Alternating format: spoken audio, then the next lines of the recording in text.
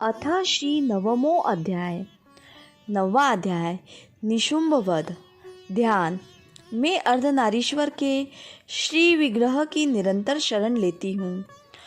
उसका वर्ण बंदूक पुष्प और सुवर्ण के समान रक्तपीत मिश्रित है।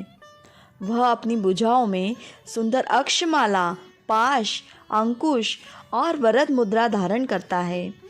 अर्धचंद्र उसका आभूषण है तथा वह 3 नेत्रों से सुशोभित है। राजा ने कहा, भगवान, आपने रक्तबीज के वध से संबंध रखने वाला देवी चरित्र का यह अद्भुत महात्म्य मुझे बतलाया। अब रक्तबीज के मारे जाने पर अत्यंत क्रोध में भरे हुए शुंभ और निशुंभ ने जो कर्म किया उसे मैं सुनना चाहता हूँ। ऋषि कहते हैं, राजन, युद्ध में रक्तबीज तथा अन्य दैत्यों के मारे जाने पर शुंभ और निशुंभ के क्रोध की सीमा न रही।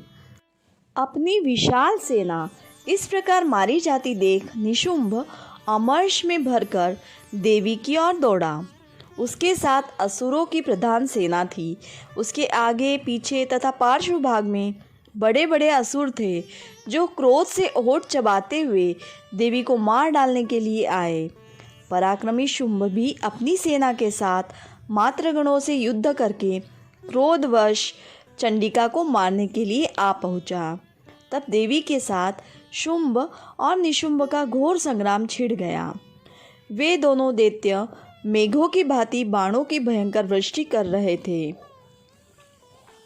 उन दोनों के चलाए हुए बाणों को चंडिका ने अपने बाणों के समूह से तुरंत काट डाला और शस्त्र समूह की वर्षा करके उन दोनों दैत्यपतियों के अंगों में भी चोट पहुंचाई। निशुंभ ने तीखी तलवार और चमकती ढाल लेकर देवी के श्रेष्ठ वाहन सिंह के मस्तक पर प्रहार किया। अपने वाहन को चोट पहुंचने पर देवी ने शूरप्र नामक बाण से निशुंभ की श्रेष्ठ तलवार तुरंत ही काट डाली और उसकी ढाल को भी, जिसमें 8 चांद जड़े थे, खंड खंड कर दिया। ढाल और तलवार के कट जाने पर उस असुर ने शक्ति चलाई, किंतु सामने आने पर देवी ने चक्र से उसके भी 2 टुकड़े कर दिए। अब तो निशुंभ क्रोध से जल उठा और उस दानव ने देवी को मारने के लिए शूल उठाया, किंतु देवी ने समीप आने पर उसे भी मुक्के से मारकर चूर्ण कर दिया। तब उसने गदा घुमाकर चंडी के ऊपर चलाई, परंतु वह भी देवी के त्रिशूल से कटकर भस्म हो गई। तदनंतर दैत्यराज निशुंभ को फरसा हाथ में लेकर आते देख देवी ने बाण समूह से घायल कर धरती पर सुला दिया। उस भयंकर पराक्रमी भाई निशुंभ के धराशायी होने पर शुंभ को बड़ा क्रोध हुआ और अंबिका का व्रत करने के लिए वह आगे बढ़ा। रथ पर बैठे बैठे ही उत्तम आयुधों से सुशोभित अपनी बड़ी बड़ी 8 अनुपम भुजाओं से समूचे आकाश को ढककर वह अद्भुत शोभा पाने लगा। उसे आते देख देवी ने शंख बजाया और धनुष की प्रत्यंचा का भी अत्यंत दुस्सह शब्द किया।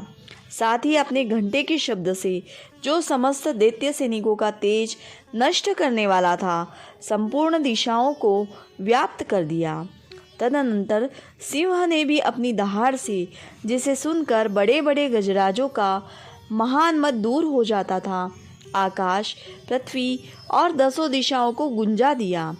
फिर काली ने आकाश में उछलकर अपने दोनों हाथों से पृथ्वी पर आघात किया। उससे ऐसा भयंकर शब्द हुआ जिससे पहले के सभी शब्द शांत हो गए। तत्पश्चात शिवदूती ने दैत्यों के लिए अमंगलजनक अट्टहास किया। इन शब्दों को सुनकर समस्त असुर थर्रा उठे, किंतु शुंभ को बड़ा क्रोध हुआ। उस समय देवी ने जब शुंभ को लक्ष्य करके कहा, ओ दुरात्मन, खड़ा रह, खड़ा रह। तभी आकाश में खड़े हुए देवता बोल उठे, जय हो, जय हो। शुंभ ने वहां आकर ज्वालाओं से युक्त अत्यंत भयानक शक्ति चलाई। अग्निमय पर्वत के समान आती हुई उस शक्ति को देवी ने बड़े भारी लूके से दूर हटा दिया। उस समय शुंभ के सिंहनाद से तीनों लोग गूंज उठे। राजन, उसकी प्रतिध्वनि से वज्रपात के समान भयानक शब्द हुआ। जिसने अन्य सब शब्दों को जीत लिया। शुंभ के चलाए हुए बाणों के देवी ने और देवी के चलाए हुए बाणों के शुंभ ने अपने भयंकर बाणों द्वारा सैकड़ों और हजारों टुकड़े कर दिए। तब क्रोध में भरी हुई चंडिका ने शुंभ को शूल से मारा। उसके आघात से मूर्छित हो वह पृथ्वी पर गिर पड़ा। इतने में ही निशुंभ को चेतना हुई और उसने धनुष हाथ में लेकर बाणों द्वारा देवी, काली तथा सिंह को घायल कर डाला। फिर उस दैत्यराज ने 10,000 बाहें बनाकर चक्रों के प्रहार से चंडिका को आच्छादित कर दिया। तब दुर्गम पीड़ा का नाश करने वाली भगवती दुर्गा ने कुपित होकर अपने बाणों से उन चक्रों तथा बाणों को काट गिराया। यह देख निशुंभ दैत्य सेना के साथ चंडिका का वध करने के लिए हाथ में गदा ले बड़े वेग से दौड़ा। उसके आते ही चंडी ने तीखी धार वाली तलवार से उसकी गदा को शीघ्र ही काट डाला। तब उसने शूल हाथ में ले लिया। देवताओं को पीड़ा देने वाले निशुंभ को शूल हाथ में लिए आते देख चंडिका ने वेग से चलाए हुए अपने शूल से उसकी छाती छेद डाली। शूल से विदीर्ण हो जाने पर उसकी छाती से एक दूसरा महाबली एवं महापराक्रमी पुरुष खड़ी रह कहता हुआ निकला। उस निकलते हुए पुरुष की बात सुनकर देवी ठठाकर हंस पड़ी और खड्ग से उन्होंने उसका मस्तक काट डाला। फिर तो वह पृथ्वी पर गिर पड़ा। तदनंतर सिंह अपनी दाढ़ों से असुरों की गर्दन कुचलकर खाने लगा। यह बड़ा भयंकर दृश्य था। उधर काली तथा शिवदूती ने भी अन्यान्य दैत्यों का भक्षण आरंभ किया। कौमारी की शक्ति से विदीर्ण होकर कितने ही महादैत्य नष्ट हो गए। ब्रह्माणी के मंत्रपूत जल से निस्तेज होकर कितने ही भाग खड़े हुए। कितने ही दैत्य माहेश्वरी के त्रिशूल से छिन्न भिन्न हो धराशायी हो गए।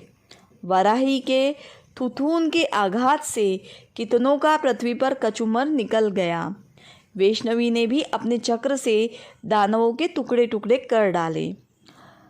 ऐन्द्री के हाथ से छूटे हुए वज्र से भी कितने ही प्राणों से हाथ धो बैठे।